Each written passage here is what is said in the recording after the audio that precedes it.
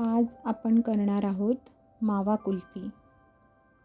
यासाठी मी इथे घेतलेले आहे 1 लिटर फुल क्रीम मिल्क आणि ही दुधाची पिशवी मी अशा पद्धतीने कट केली आहे की त्यातले प्लास्टिकचे तुकडे जे आहेत ते इकडे तिकडे केरात जाणार नाही।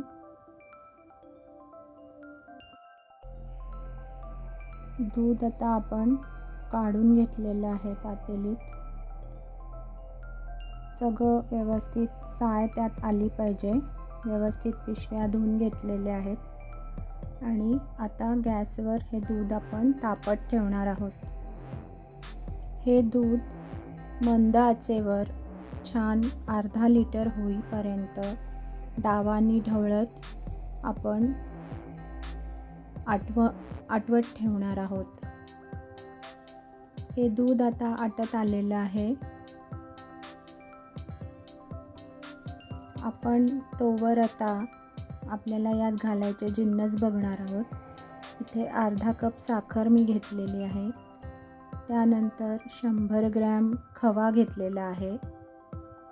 7 ते 8 पिस्ते घेतलेले आहेत। बदाम घेतले। 1.5 मोठा चमचा GMS पावडर, 1/4 चमचा CMC पावडर आणि वेलची पूड आणि केशर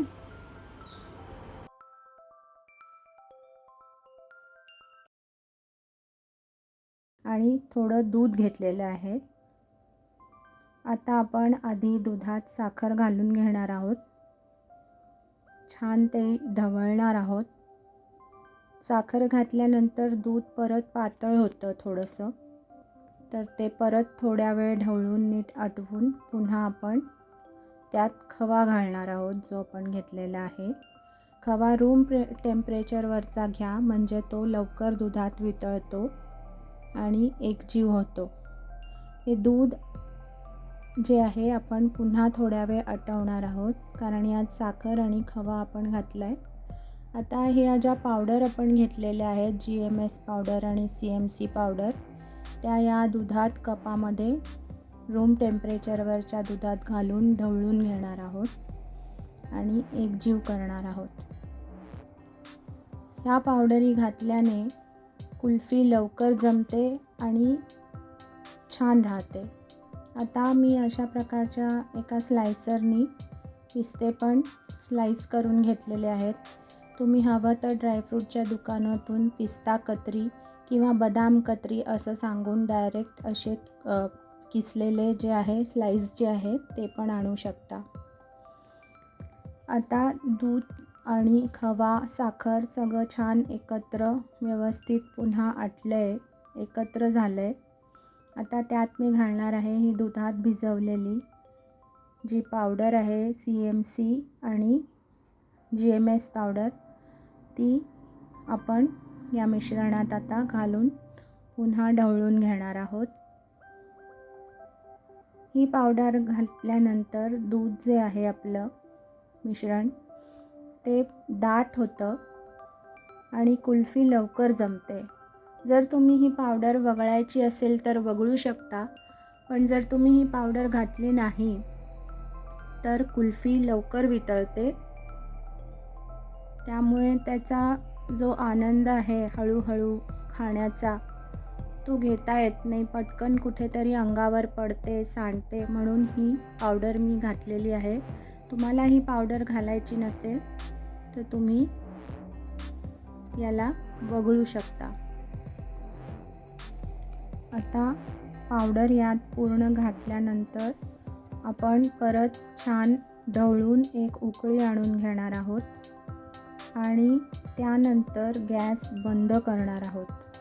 गॅस बंद केल्यानंतर यात केशर आणि वेलची पूड घालायची आहे आणि पुन्हा एकदा छान ढवळून घ्यायचं आहे आणि थंड होण्यासाठी ठेवून द्यायचं आहे। मिश्रण पूर्ण थंड झालं की मग आता हे असं दिसतं आणि आता आपण यात 1 मोठा चमचा डेसिकेटेड कोकोनट घातलेला आहे। याने चव फार सुंदर येते कुल्फीला, मध्ये मध्ये त्याचा क्रंच येतो। आता आपण हँड ब्लेंडरनी इथे हे मिश्रण जे आहे पुन्हा एकदा एकजीव करून घेणार आहोत 2-3 मिनटासाठी. मिश्रण छान व्यवस्थित एकजीव झालं पाहिजे. तुम्ही हे मिक्सरमध्येही फिरवून घेऊ शकता.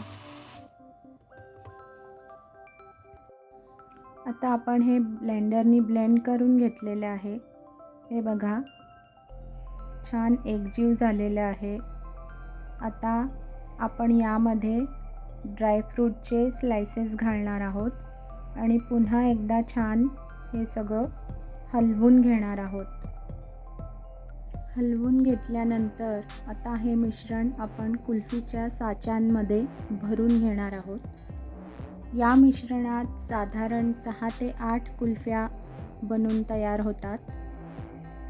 साच्याच्या आकाराप्रमाणे कमी जास्त संख्या होऊ शकते, पण साधारण 6 ते 8 अशा होतातच. आता आपण सर्व साचे भरून घेणार आहोत मिश्रणाने आणि झाकण बंद करून ते फ्रीजमध्ये 4 ते 6 तासासाठी सेट होण्यासाठी ठेवणार आहोत.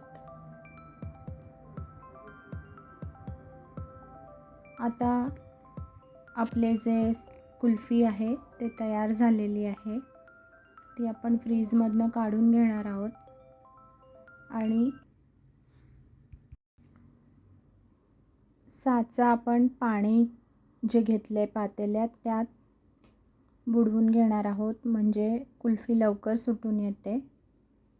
आता आपण यात आईस्क्रीम स्टिक जी आहे ती खोचून घेणार आहोत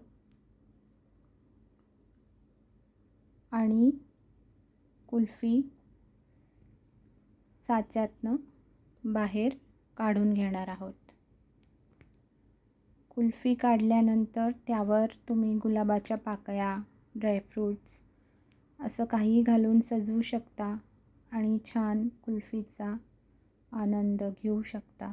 कुल्फी तयार आहे.